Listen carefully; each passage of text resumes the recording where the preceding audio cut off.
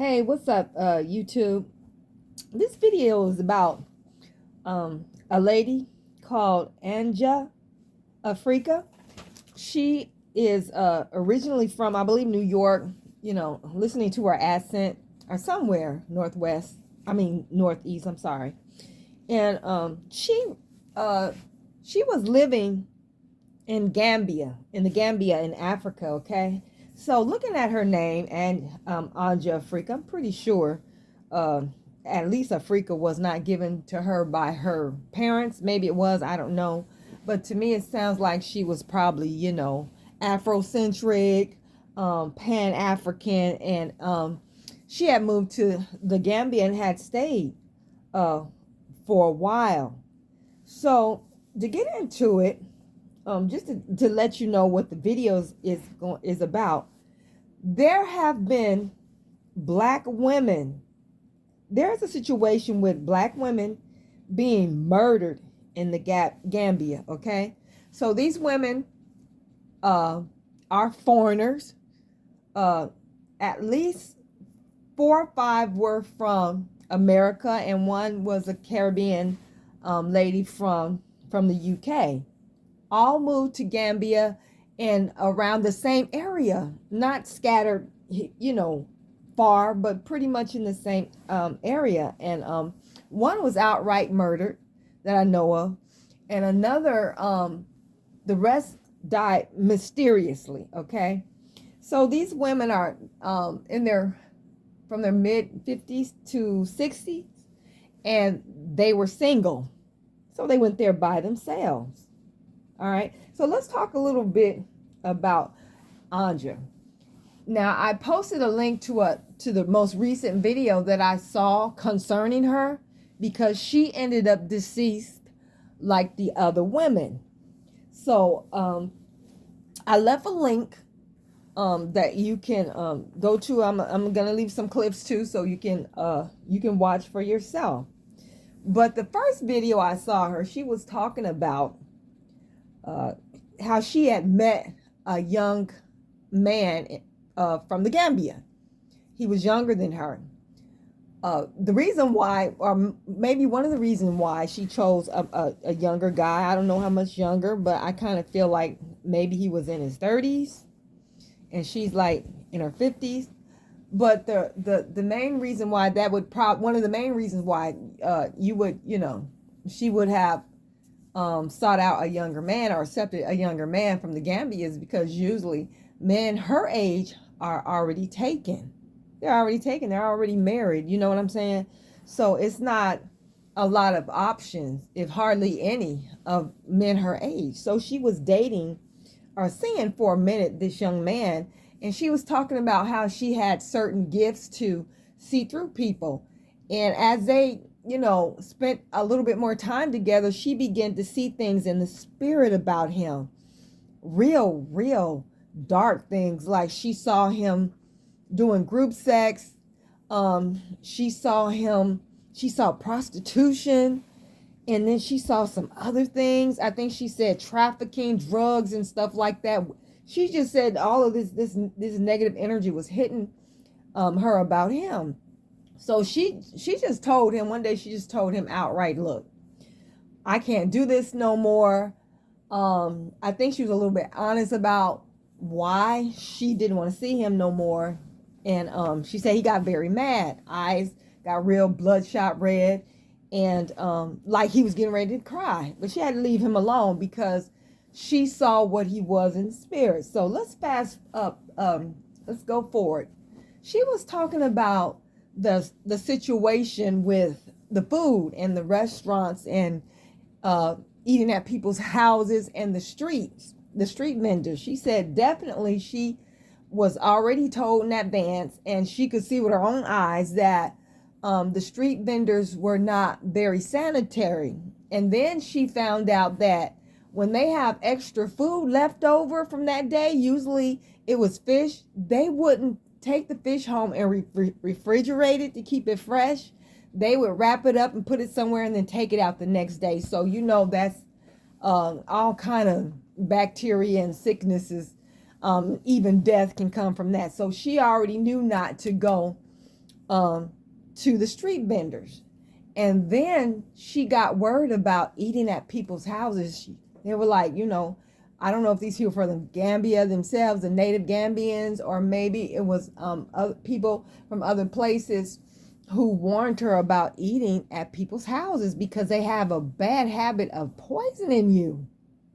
And then she went to a few restaurants, and at one particular restaurant she had this experience. She had ordered something, and this Gambian, another African man, or an African man, or I think he's Gambian, I don't know, but he was African. He sat down in front of her, and he looked at her plate. She had just gotten her plate, and he said, "Wow, that looks delicious." But then he said something about, "But Gambia does not make curry dishes. Curry is Indian. We don't put curry in our food, Gambians." So she thought maybe it was another African from another nation. She was like, maybe it was a Nigerian or something like that. He said, "No, we don't put curry in our food." So she just happened to sniff the rice, and she said she smelled something funny. And then the curry was so hot you could barely eat it. And she said she felt like she said at first she told the lady she didn't like really, really hot spices, but she felt like that the hot spices were put in her food anyway to hide something else. So long story short, she approached the manager, I think. I don't know if it's that day or she came back. Or she came back and she had the food with her, and she said the manager told her throw it away. And she's like, "Whoa, wait a minute." So you have to look at the video to see the rest of the story. It's very interesting. So from then on, she said she didn't eat at any restaurants. She definitely didn't eat from the vendors, and she wasn't going to eat from people's houses because of the reputation that they have, and people were warning her. Now, to get off subject a little bit, I was looking at videos of other people who moved to Africa and moved to other countries. I think one man was in Kenya. And then I was looking at another video from an actual African. They say they do not eat from the people's houses. They say do not do that. And they were saying that when you come from wherever you're at, even if you're African, if you left a long time ago and you come back, they tend to look at you differently. And then there's a lot of envy and jealousy. And then they figure that you have money. So they might, try to kill you and get what you got. So let's go to the other lady. All right, she was talking about first I want to go to the young lady that came from the UK, the Caribbean lady who came from the UK.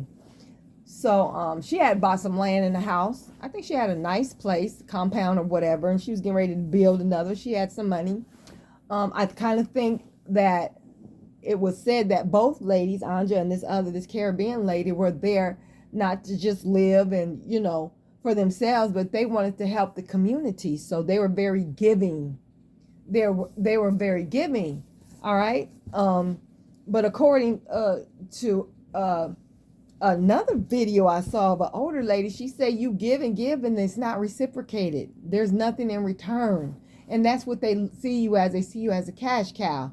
So I don't know if she was seeing somebody or not, but she ended up obviously murdered.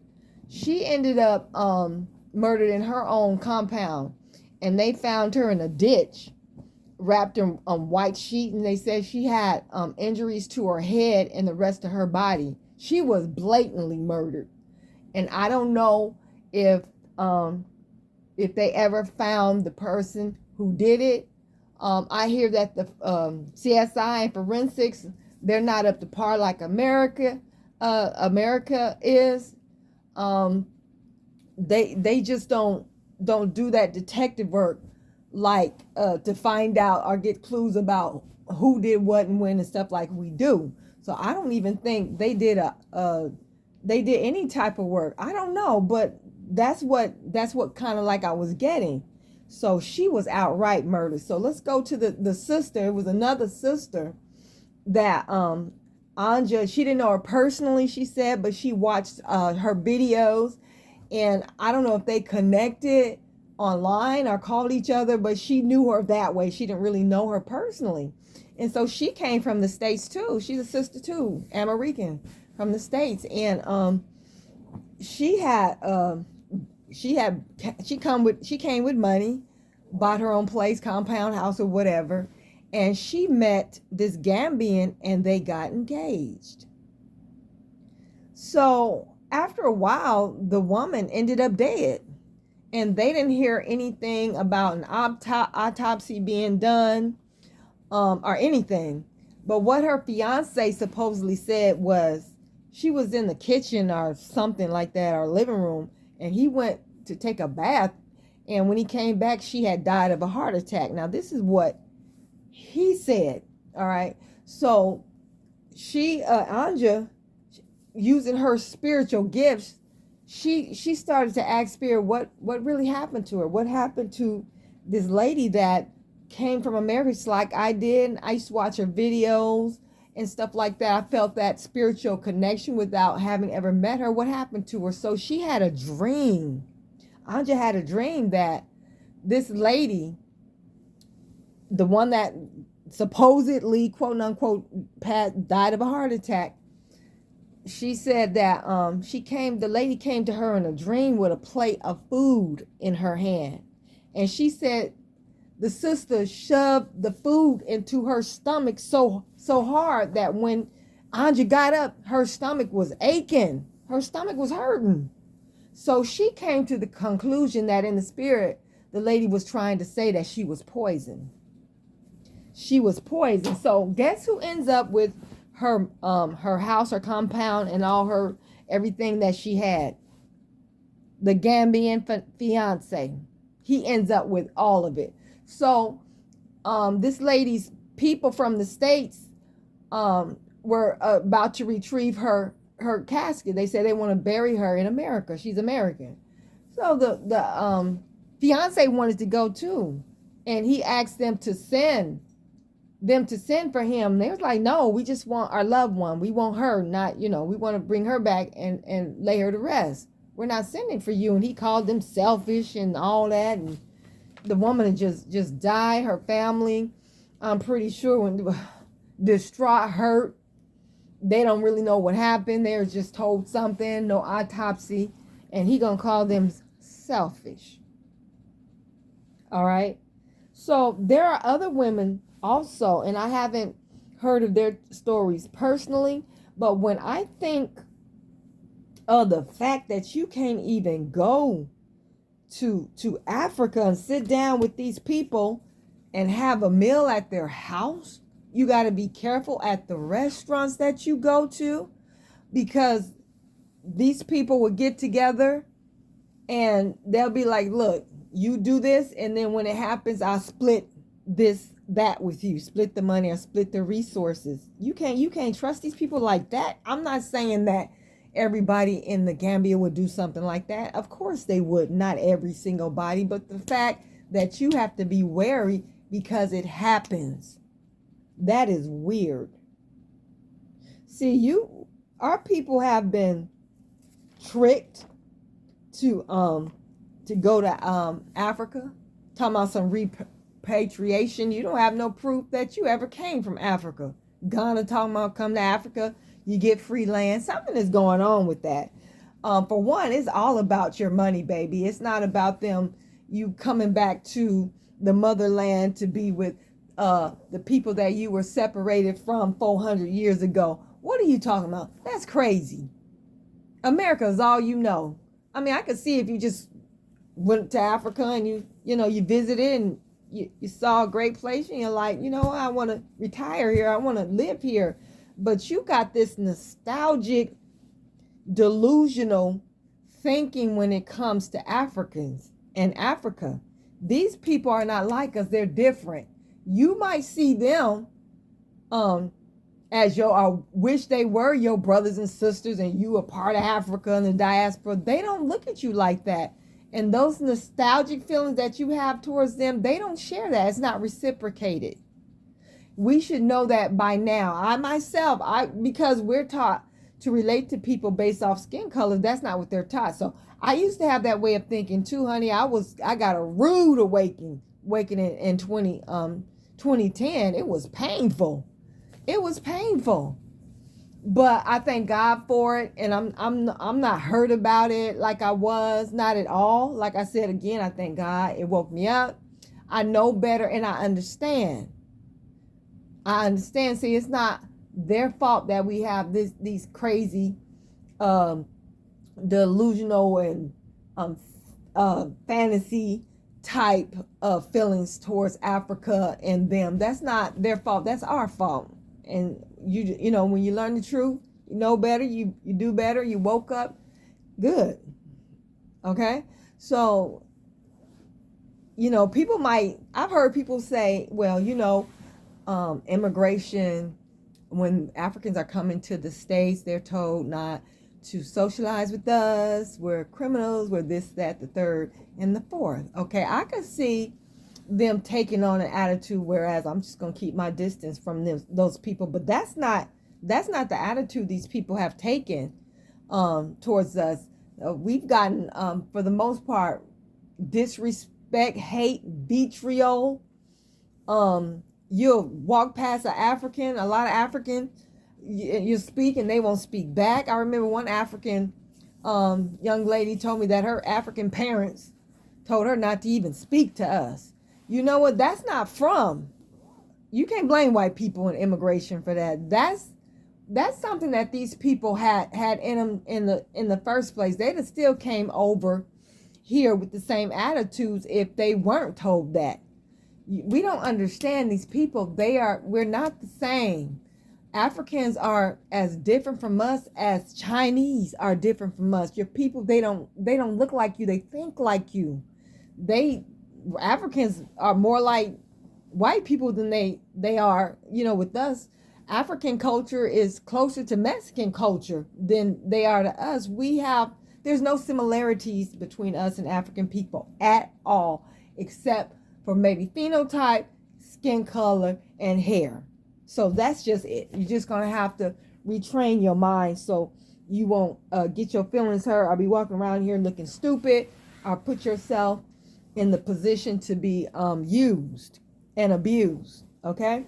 Because that's all that you're going, to get. Now, for the most part. Now, I'm talking about the rule. I'm not talking about the exception.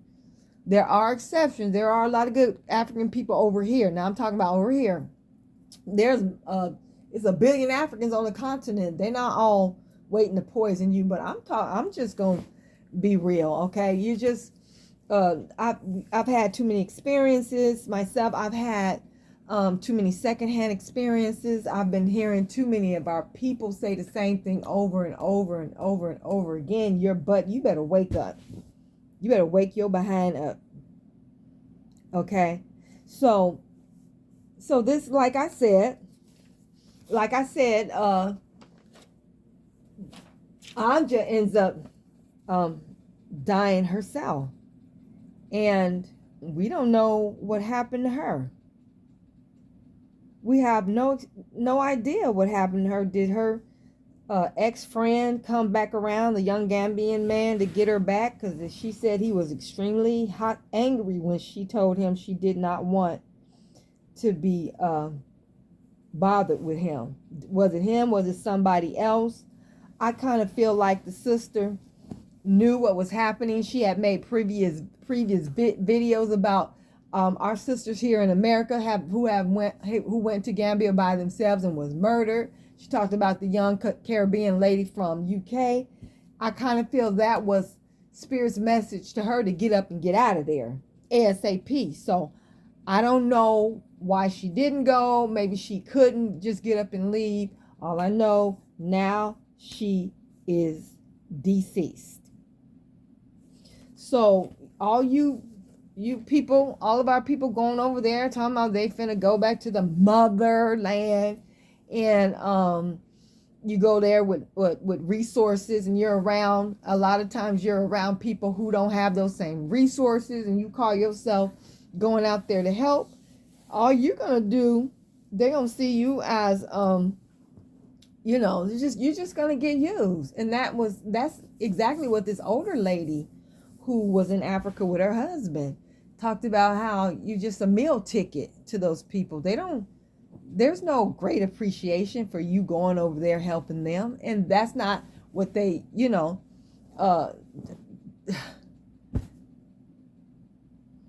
wow, it's unbelievable. She was saying the same thing.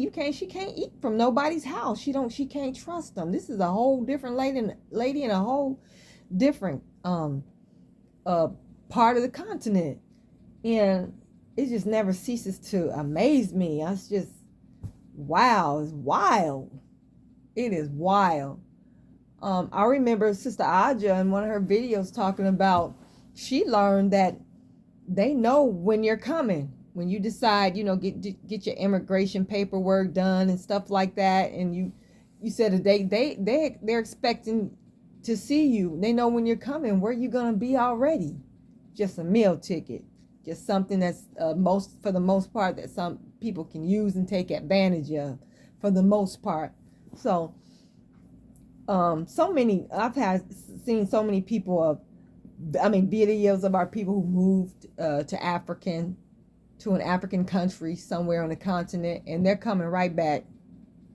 Right back. Are they over there and they're complaining, or they're over there and they love it, they want to stay? One man said he ain't going nowhere, but he had the same sentiments. Do not trust people's food. Watch your back. Do not be gullible.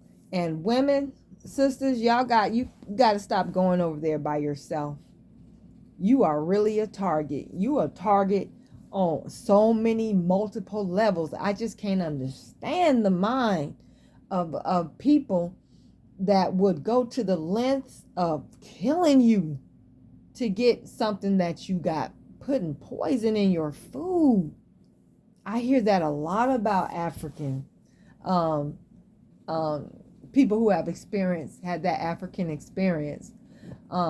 Almost being poisoned. A young man was in Egypt, and he met these Egyptian women, melanated women, not sisters, but melanated women, so-called black women. And I don't know what happened between them, but he said they fixed him a plate, and one of the girls said they brought it to him, and one of the girls said something really weird. He didn't like it. I don't remember what he said, but he said, I'm not going to eat this. Some told him not to eat it. So he said that in Egypt, there's tons of cats just walking around. So he put the food out there, and it had meat in it, okay? He put the food out there for the cats. He said the cats wouldn't touch it. So they came back. One of the girls came back and said, how was the food? I guess he was supposed to be dead or something. But I keep hearing that same story over and over again from different people from different parts of the continent. Y'all, be very careful. If you go to Africa to live, I guess it's all right if you gonna just spend money and leave. If you're just, you're just a visitor, a foreigner, because that's what you are. They don't see you as their brother. I can see that. I don't really hear any real negative stories about being afraid of being poisoned, but to live there, if you don't feel like that's your absolute path, that's where you're supposed to be, you should not be going to live in Africa.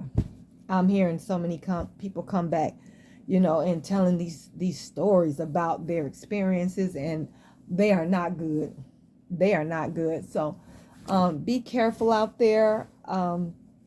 Praying for these sisters' family. I wish Anja would have gotten out of there quicker. I believe that she was poisoned. I believe she would have been alive today. Praying for her and her family, all these ladies, families and their loved ones. And y'all, be safe and love yourself. Stand on your bloodline. Everybody else does. They stand on theirs. You stand on yours. Okay, peace.